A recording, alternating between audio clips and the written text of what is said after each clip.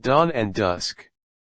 They were called Don and De, but there was a certain inevitability about them being nicknamed, affectionately, of course. Their friends hastened to reassure themselves, Don and Dusk. At one point it had been considered very original and witty. They knew about it, of course, and didn't seem to mind, though most people went through the motions of not saying dusk to their faces.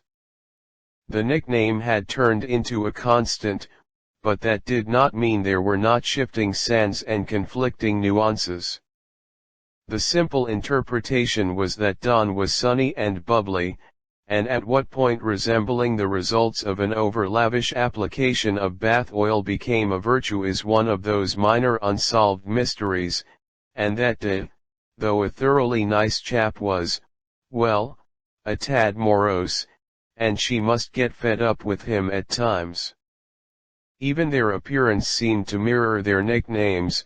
She was small, just a little plump, and had curly strawberry blonde hair, whereas he was tall and had a thick, but rather dull head of dark brown hair.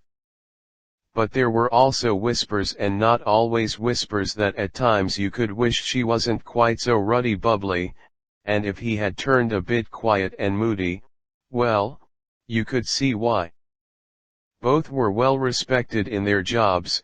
He was an electrician, and she was a doctor's receptionist, though there were still voices that, of course, were not unkind, that remarked that there was a certain irony to an electrician sometimes being known as a sparky.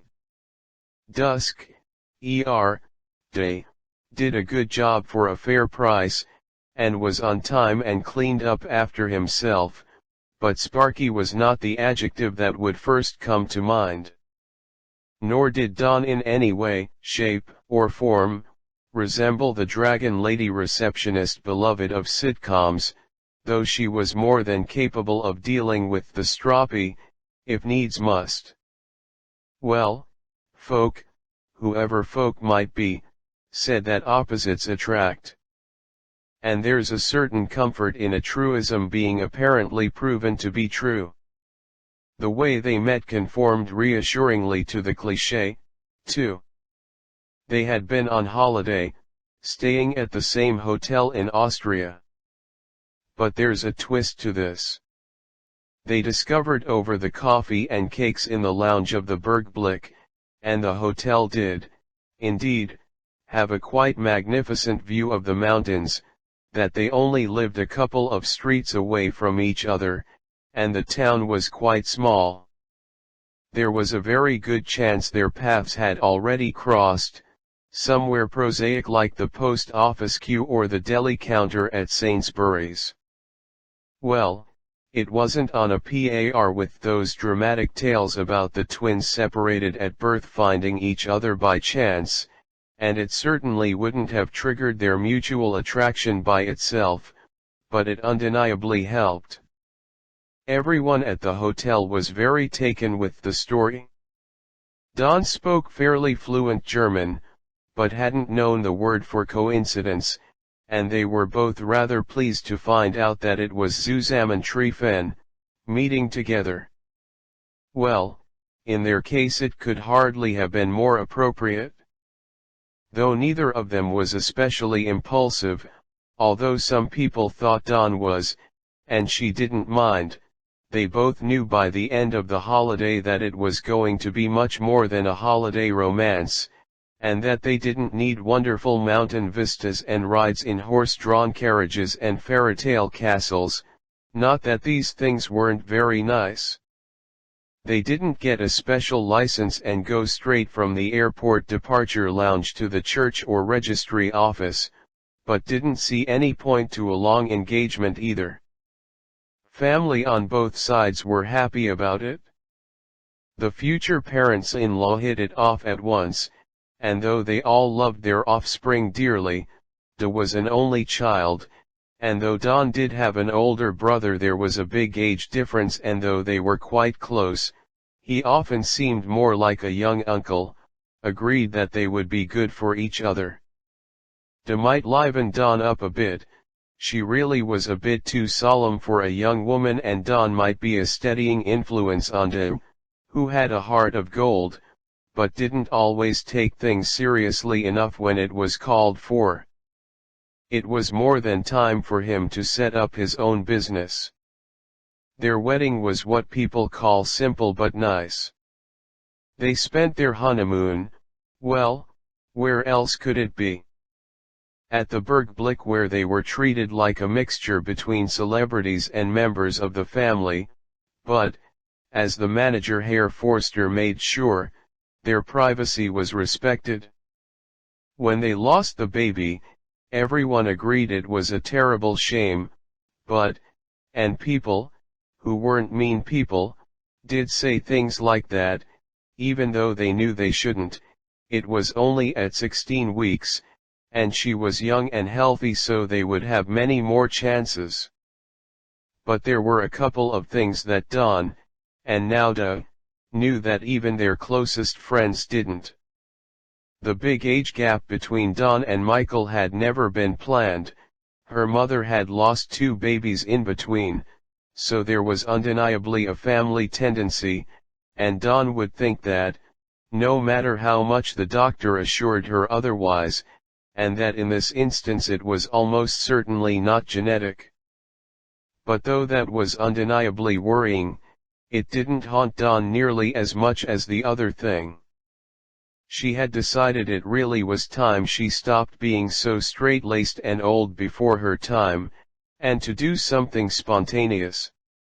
When she went on one of those team-building weekends from the logistics firm where she was working at the time, instead of doing so reluctantly and just getting through it, they weren't actually compulsory, of course, but especially since that new boss had arrived, they might as well have been. She would throw herself into it heart and soul. After all, soon she would have to start being more sensible, and for the happiest of reasons. So to her colleagues' surprise, she actually volunteered for that obseiling afternoon. She would not have gone so far as to say she found it enjoyable, but it was by no means as awful as she would have thought.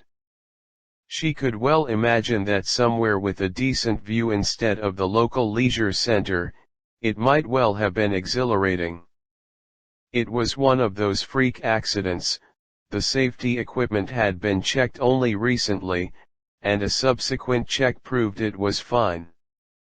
But as it had said on the disclaimer they had all signed and few of them had read, it was a potentially dangerous activity, though mishaps were remarkably rare.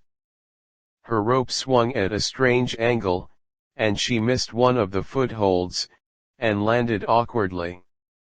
Her apparent injuries were fairly minor, a slightly sprained ankle that a couple of days' rest would cure, and a few bruises. Crash helmet wearing had been rigidly enforced, and there was not the slightest hint of concussion, not even a headache.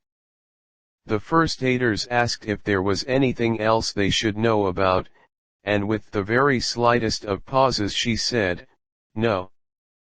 She thought she had got away with it until 2 days later, at home, when she knew exactly what was happening, and though De rushed her to hospital, they both knew it was pointless.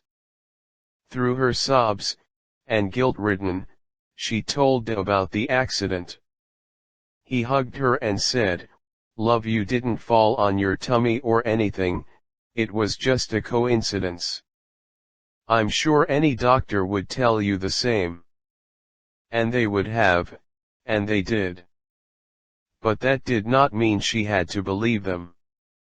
Dawn discovered what many people before her had, but that does not make it any more bearable. You can, eventually, come to terms with grief and make a fresh start, and time does heal. But guilt is another matter entirely. Though their friends and family were sorry they were going, they agreed it probably was a good idea when De was offered the chance to set up a franchise in a town about 50 miles away. Though they hoped to buy their own home eventually, they were currently renting, so that wasn't too complicated. It will be a fresh start, DUSK father said, when the parental quartet met up for a drink. And it's not as if they're going to the other end of the country.